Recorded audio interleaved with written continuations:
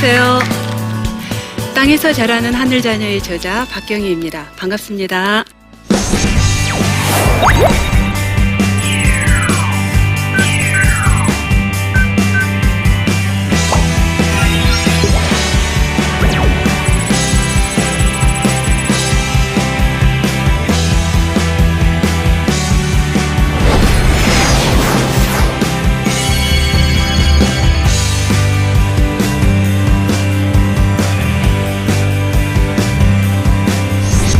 제 아이들을 먼저 소개해 드릴까요? 네, 큰아이 경건입니다. 둘째 사랑이고요. 셋째 화평입니다. 그리고 넷째 우리 집 최후의 승리입니다. 네, 이 아이들이 만 5살, 3살, 18개월, 그리고 임신 9개월일 때 미국으로 남편 유학 때문에 미국으로 떠나게 됐어요. 학비 보조도 없이 저희 두 사람이 벌어서 학비와 생활비를 감당해야 됐기 때문에 미국 체류 기간이 길어졌고요. 그러다 보니까 아이들을 미국에서 키우게 됐습니다. 덕분에 저는 유교 문화권의 한국 교육과 기독교 문화권의 미국 교육의 장점을 더하고 그 위에 성경적인 원리를 더해서 아이를 키우게 됐어요. 이 아이들을 키우던 1980년대, 1990년대는 조기교육 열풍이 온 사회를 휩쓸던 때였습니다. 1살이라도 어릴 때 아이를 가르치는 엄마가 교육에 관심 있는 엄마, 개념 있는 엄마로 인식되던 시절이었죠. 근데 저는 그런 시절에 참 무식하게도 아이들과 함께 놀았습니다. 저는 아이들에게 놀이보다 더 좋은 교육은 없다고 믿었거든요. 그것 때문에 엄청난 비난과 질책을 받았죠. 다른 아이들은 만 4살이면 한글을 줄줄줄 읽는데 저희 아이들은 만 5살이 되도록 기억력조차 깨닫지 못하니까 교육에 관심 없는 엄마, 개념이 없는 엄마, 아이들 인생 망쳐놓을 엄마, 세상이 어떻게 돌아가는지도 모르는 시대에 뒤떨어진 엄마. 심지어는요, 어떤 사람은 조심히 그래요. 저 아이 넷을 본인이 다 낳으셨어요? 네, 계모가 아니냐는 거죠. 네, 이렇게 계모 취급까지 받아가면서 제가 아이를 키웠지만 그렇다고 해서 제가 아이 교육에 관심이 없는 엄마는 아닙니다. 저는요, 이 말을 믿어요. 천재는 노력하는 사람을 이길 수 없고 노력하는 사람은 즐기는 자를 이길 수 없다. 물론 공부를 즐기는 수준까지 간다는 건 정상은 아니라고 생각해요. 하지만 적어도 아직 어린아이에게 공부는 지겨운 거, 짜증나는 거, 지긋지긋한 거, 이런 부정적인 선입견을 심어주고 싶지는 않았던 거죠. 조기교육의 효과가 당장에는 눈에 띕니다. 하지만 궁극적으로는 아이에게 아직 관심도 없는 아이를 그렇게 억지로 강제 주입식으로 가르치다가 보면은 아이에게 부정적인 영향이 더 클 거라고 생각했던 거죠. 저는 놀이를 통해서 교육을 시켰어요. 놀이를 통해서 무슨 교육? 우리 엄마들은 대체적으로 놀이와 교육을 완전히 별개의 개념으로 생각하시는 그런 경우가 많더라고요. 근데 놀이는요, 공부하는 데 필요한 집중력, 인내심, 끈기, 창의성, 이런 것들을 길러주는 데 굉장히 좋습니다. 저는 아이들이 어렸을 때부터 이런 학습의 바탕이 되는 이런 기초 체력이죠. 그걸 먼저 길러주고 그 위에 정말 책 읽는 습관을 길러주고 이랬던 것이 우리 아이들이 공부를 하는 바탕이 되었다라고 확신합니다. 그리고 이런 것이야말로 진정한 의미의 조기교육이다라고 믿습니다. 자, 감사하게도 요즘은 교육학, 아동심리학, 신경과학계 각계의 연구 결과 지난 수십 년간 세상을 지배했던 그 조기교육 이론이 실패한 이론이라는 결과들이 나타나고 있죠. 학자들이 연구한 결과 아이들이 어렸을 때부터 제대로 놀지 못하면 정서적으로 스트레스를 너무 많이 받아서 정서적인 문제가 생기게 되고 아이들에게 실질적으로 학습의 효과를 보더라도 놀이가 학습보다 훨씬 더 긍정적인 영향을 미친다라는 게 그런 연구들이 속속 발표가 되고 있습니다.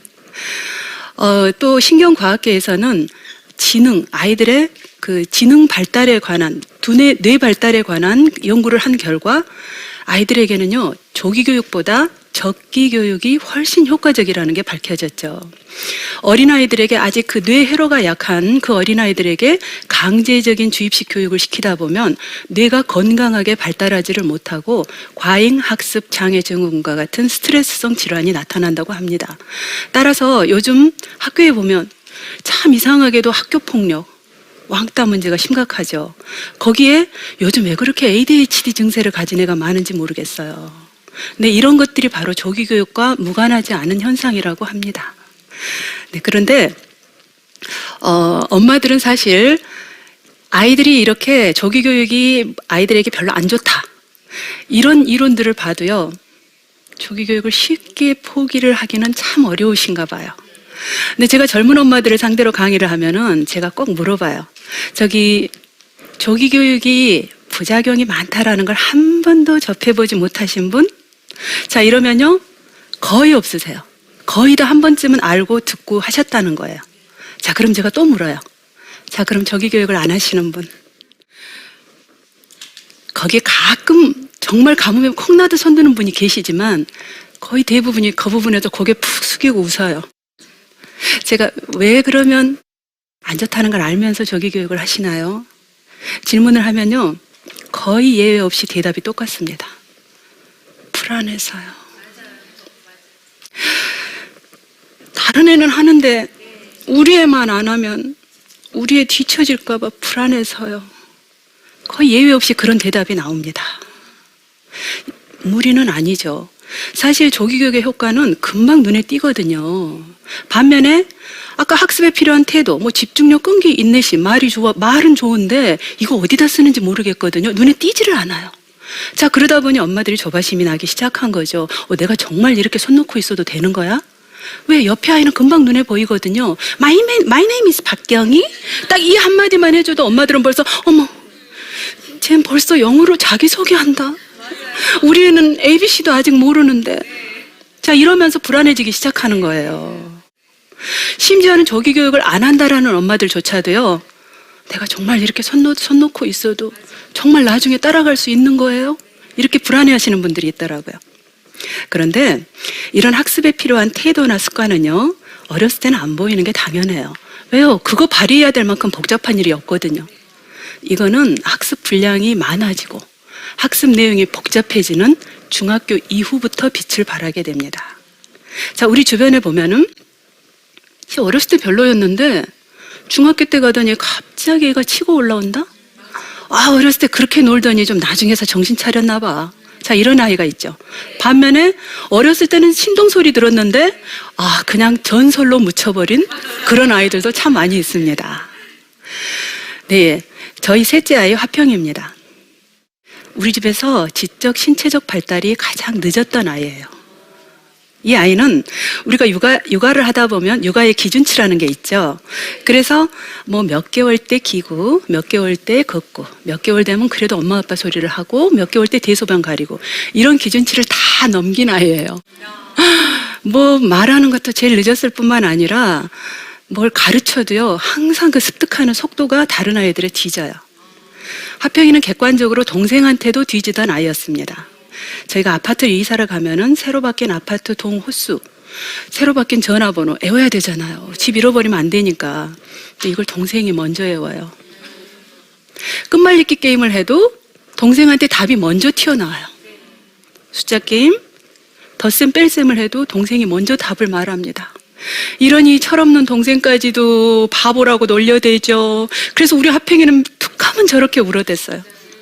쟤는 6학년 때까지도 눈에 눈물이 크렁크렁 하던 아이였습니다. 하지만 이 아이에게 남들에게 없는 장점이 있었죠. 그게 바로 집중력, 끈기, 인내심. 이거 하나는 우리 화평이를 따라올 아이가 없었어요. 초등학교 때까지 동생의 그늘에 가려서 보이지 않던 우리 화평이가 마침내 중학교로 올라가게 되니까 이제 그 숨겨졌던 그 특징이 바로 이제 치고 올라오기 시작하는데요. 이게 거칠 게 없이 막 굴러가요. 그래서 이 아이가 바로 케네디 대통령의 모교로 유명한, 그리고 홍종욱 씨가 7막 7장이라는 책을 써서 우리 한국에서도 유명해진 명문사립고등학교 초트에 4년 전액 장학생으로 들어가 수석으로 졸업하고 우리 집 최초로 하버드 예일에 동시 합격하게 됩니다. 네, 이 거북이에 맞설 토끼도 하나 있어요. 네, 저희 집 큰아이 경건입니다. 이 아이는 한마디로 말하자면 머리가 받쳐주는 아이예요. 왜 학교 가면 그런 아이들 있죠? 막 허벅지 꼬집어 가면서 코피 터져가면서 공부를 해도 1등하기 어려운데 슬슬 자기 할 거 다 하면서도 1등을 하는 그런 재수없는 애. 네, 얘가 좀 그런 재수없는 과입니다. 영재과학고등학교 나왔고요. 고등학교 때 하버드에 갈 수 있는 아이로 분류가 됐어요. 자, 그런데 이 아이에게 부족한 게 바로 인내심과 끈기였습니다. 힘들다고 쉬어가던 토끼는요, 결국 하버드 떨어져, 예일 떨어져, 스탠포드 떨어져, 그리고 듀크에 들어갑니다. 그제서야 아이가 정신을 차렸죠. 세상에 빨리 달린 토끼가 엄청 많구나. 그리고 자기가 평소에 얕잡아 봤던 그 거북이, 하평이가 저 하버드 예일 꼭대기에서 깃발을 날리고 있는 걸 봤어요. 잠자던 토끼가 그제서야 정신을 번뜩 차리고 일어나서 뛰기 시작합니다. 그리고 하버드 로스쿨 수시 합격에 이어서 로스쿨 1위인 예일에서까지 합격 통지서를 받게 됩니다. 토끼와 거북이 우리 집 버전입니다. 네. 자, 어린아이들을 너무 그 어린 시절의 모습을 보고 판단하는 것은 너무 성급한 일이 아닐까요? 엄마들이 두려워하는 것은 바로 저 모습이 평생 모습이 될까봐 두려우신 거죠. 그렇죠. 자, 그런데 보실까요? 이랬던 아이가 이렇게 변했습니다. 어떻게 동일인이라고 믿어지시나요? 뽀샵은 아닙니다. 제가 얼짱각도는 부인하지 않겠습니다. 자, 아이들을, 어린 시절의 아이들의 모습을 보고 그 아이의 미래를, 특히나 하나님께서 그 아이를 어떻게 사용하실지, 하나님께서 그 아이를 위해 어떤 계획을 가지고 있는지를 파악하기란 쉬운 일이 아닙니다. 그런데도 우리 엄마들은 저 어린아이의 모습을 보고 불안해서 막 조바심치고 아이를 막 닭달질해 가면서 가르치려고 애를 쓰면서 아이를 어렸을 때부터 지치게 만들어버린다는 거죠. 성경은 모든 지킬 만한 것 중에 더욱 내 마음을 지키라 라고 얘기를 합니다. 사실 우리의 불안감, 두려움, 조바심, 이런 것들이 전부 마음에서 나오잖아요. 근데 지키라고 한 것은 누군가 노리는 자가 있다는 거죠. 누구겠어요? 우리에게 두려운 마음을 주는 것은 사탄입니다. 하나님은 이 두려움은 절대로 좋은 게 아니에요. 사탄으로부터 나오는 겁니다. 하나님이 우리에게 주신 것은 두려워하는 마음이 아니요, 오직 능력과 사랑과 절제하는 마음이니. 사탄은 우리에게 끊임없이 두려움과 불안을 줍니다. 그로 인해서 우리 아이들을 막 닭달질하게 만들죠. 그렇게 함으로써 아이와 엄마의 관계를 파괴시키는 겁니다. 이게 사탄의 전략이에요. 아이는 내 소유가 아니다. 나는 하나님의 자녀를 맡아 기르는 청직이다. 자, 자녀를 보는 관점이 그렇게 바뀐다면 양육의 방식도 바뀌어야 되겠죠? 저는 그래서 아이를 내 뜻, 내 생각대로 키우는 것이 아니라 하나님의 뜻과 생각대로 키워야 된다라고 생각했습니다. 그럼 아이를 향한 하나님의 뜻과 생각을 우리가 어떻게 알 수 있을까요? 저는 그 하나님의 계획과 뜻이 아이가 가진 재능과 은사 속에 있다고 믿어요. 하나님께서 이 아이를 향해서 분명히 어떤 계획을 가지고 계셨을 것이고 그 하나님의 뜻을 이루시기 위해서 이 아이에게 꼭 필요한 것을 주셨을 거라고 믿은 거죠. 그래서 제 양육의 목표는 아이가 가지고 있는 재능과 은사를 이끌어내주는 것이었습니다. 그런데 그런 하나님의 자녀를 키우면서 제가 세상의 기준이나 세상의 방식으로 키운다면 그게 오히려 이상한 거 아닌가요? 자, 물론 제가 이런 생각으로 아이를 키우다 보니 다른 엄마들한테는 진짜 이상한 엄마 취급을 받았습니다. 우리 아이들이 학원 가기를 너무 싫어했어요. 미국에는 학원이 없다고 생각하시는 분들이 많은데요. 한국 사람 많이 사는 곳에는 학원이 제일 먼저 생긴다, 이런 말이 있어요. 네, 근데 우리 아이들은 절대로 학원은 안 가겠대요. 사실 저는 영어도 잘 못하고 사람들은 미국서 애를 키웠으니까 더 쉽게 키울 거라고 생각해요. 근데 사실 영어도 잘 못해요. 난 미국서 공부를 해본 적도 없기 때문에 교육 시스템도 몰라요. 아이를 도와줄 방법도 없는 엄마 입장에서는 정말 학원이라도 보내고 싶었던 거죠. 근데 애는 죽어도 안 간대요. 하나님께서 우리 부모에게 주신 명령이 뭔가요? 내 자녀를 노엽게 하지 말라. 전 그것 때문에 아이들이 싫다는 것을 억지로, 아이들의 의견을 거슬려가고 분노하게 하면서 그거를 억지로 시키지 않은 겁니다. 자, 그런데 물론 그렇다고 해서 제가 그래, 하기 싫어, 알았어, 이렇게 제가 생각 없이 포기하는 것은 아닙니다. 애가 가기 싫다고 그러면은요, 그 다음에 제가 할 일이 뭐예요? 그럼 집에서 혼자 공부할 수 있게 도와줘야 되는 거죠. 자, 그런데 솔직히 아이를 집에서 스스로 공부하게 하는 것은 더 힘들어요. 학원 보내는 게 훨씬 쉽습니다. 애들이 이게 시간 관리를 할 줄을 모르잖아요. 맨날 보면은 딴짓하고 있고, 자, 이러고 있으니까 그럴 때마다 제가 아이들에게 한마디씩 합니다. 요즘 시간 관리가 잘 안 되는 모양이야? 어떻게 혼자 시간 관리하기 힘들면 엄마가 관리해 줄까? 자, 이 한마디 떨어지면은요, 우리 애들 정신 번쩍 난 표정으로, 아니요, 엄마, 제가 할 수 있어요. 아이들이요, 엄마가 시간 관리 해준다라는 게 무슨 뜻인지 잘 알더라고요. 자, 그래서 아이들에게, 그럴 때마다 아이들이 나태할 때마다, 아, 신용이라는 게 한 번 잃으면 다시 쌓기 힘들거든. 우리 서로 엄마는 아직 너 믿어. 근데 우리 이거 잃기 전에 서로 노력하자. 그래야 너도 편하고 나도 편하지. 자, 이런 식으로 한마디씩 해주면 아이가 정신 차리고 또 가서 공부하고 또 가서 공부하고. 자, 이러면서 우리 아이가 자율적이고 자기 주도적인 학습이 몸에 태도가 배이게 된 겁니다. 근데 많은 엄마들이 아, 얘 장래를 위해서 학원에 보낸다. 이런 엄마들이 믿는 게 하나 있어요. 아이가 싫다고 해도 학원에 보내놓으면 한자라도 듣는 게 있겠죠. 자, 엄마들은 그걸 바라고 보내요. 아, 맞는 말입니다. 아, 서당계도 3년이면 풍어를 읊는다는데 아무러면 우리 인간이 서당계만도 못하겠어요? 자, 분명히 아이들이 얻게 되는 지식이 있을 겁니다. 하지만 그보다 잃게 되는 것이 저는 훨씬 더 많다고 생각해요. 그 싫은 아이 억지로 등 때밀어서 보냈을 때 잃게 되는 것은 관계입니다. 근데 자녀 교육에서 관계를 잃어버리면요, 교육이 정말 힘들어져요. 관계라는 게 그렇잖아요.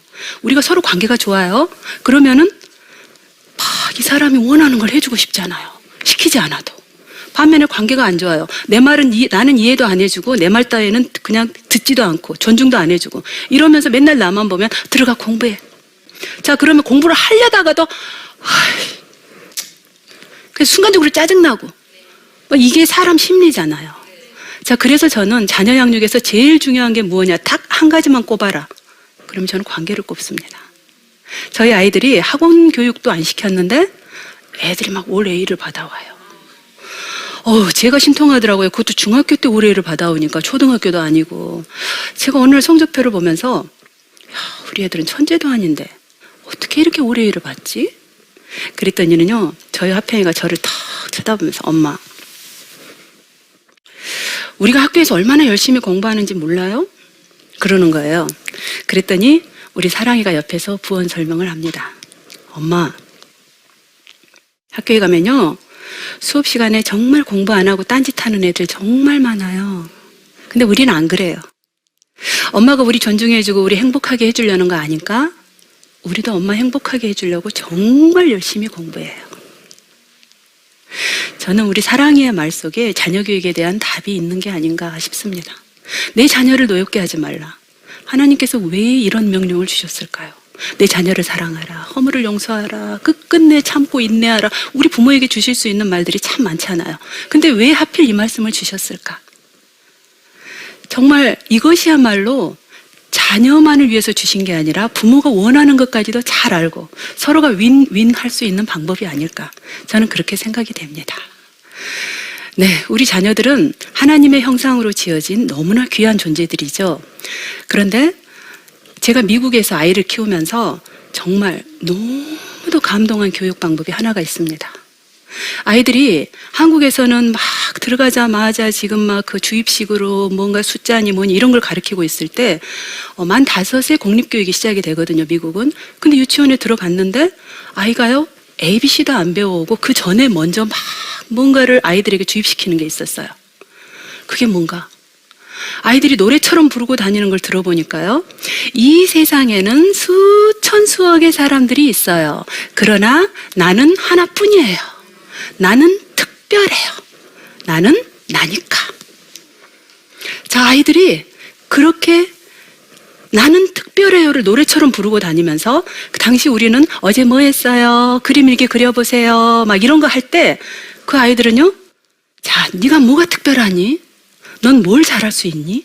자, 그걸 생각해서 그림 그려보세요. 자, 이렇게 하는 거예요. 자, 그러면 아이들이 그림에다가 달리기, 나는 하는 그림을, 달리기 하는 그림을 그리고 나는 특별해요. 난 달리기를 잘하니까. 자, 그럼 선생님이 그 밑에 적어주는 거죠. 근데 전 이게 얼마 하다 끝날 줄 알았거든요. 사람이 잘할 수 있는 게 한계가 있잖아요. 한없이 솟아나는 게 아니잖아요. 그래서 금방 끝나려니 했어요. 근데 놀란 것은요. 와, 자존감이라는 게 훈련으로 키워진다라는 걸 제가 처음 알았어요. 처음에는 이거 잘해요, 저거 잘해요, 난 이래서 특별해요 라고 말하던 아이가 저 뒷부분으로 가니까는요. 나는 빨간 옷을 입으면 유난히 멋져 보여요. 난 눈이 까매서 특별해요. 뭐 일종의 자뻑 증세이긴 한데 문제는 아이가 날마다 자기가 특별하다. 나는 특별하다. 이거를 계속 생각하면서 자신을 보니까 어느 순간에 어우 멋진데 자 그렇게 자기 자신을 특별하게 생각하기 시작한다는 거죠. 정말 자존감이 강한 아이가 성공할 확률도 높다고 합니다. 아이를 부모의 욕심으로 짜맞추려고 하지 마시고 있는 모습 그대로 존중해 주시길 바랍니다. 근데 사실 자녀를 키운다는 거 결코 쉬운 일이 아니죠. 특히나 우리가 세상을 바라보게 되면은 정말 내가 잘하고 있나 불안하고 초조해집니다. 근데 성경은 얘기를 하죠. 여호와를 경외하는 자에게는 견고한 의뢰가 있나니 그 자녀들에게 피난처가 있으리라. 자, 우리가 하나님을 온전히 신뢰하지 못하고 세상을 바라보고 세상의 방법에 촉각을 기울이고 산다면 우리도 불행하고 자녀도 불행해집니다. 반면 우리가 하나님을 온전히 신뢰하고 하나님을 믿고 따른다면 우리의 자녀가 평안해지고 행복해질 줄 믿습니다. 자, 우리 이거 함께 같이 읽어보실까요? 내 아이는 하나님의 자녀입니다. 나는 그 자녀를 맡아 기르는 하나님의 청지기입니다. 네, 저의 이 고백이 우리 모두의 고백이 됐으면 좋겠습니다. 감사합니다.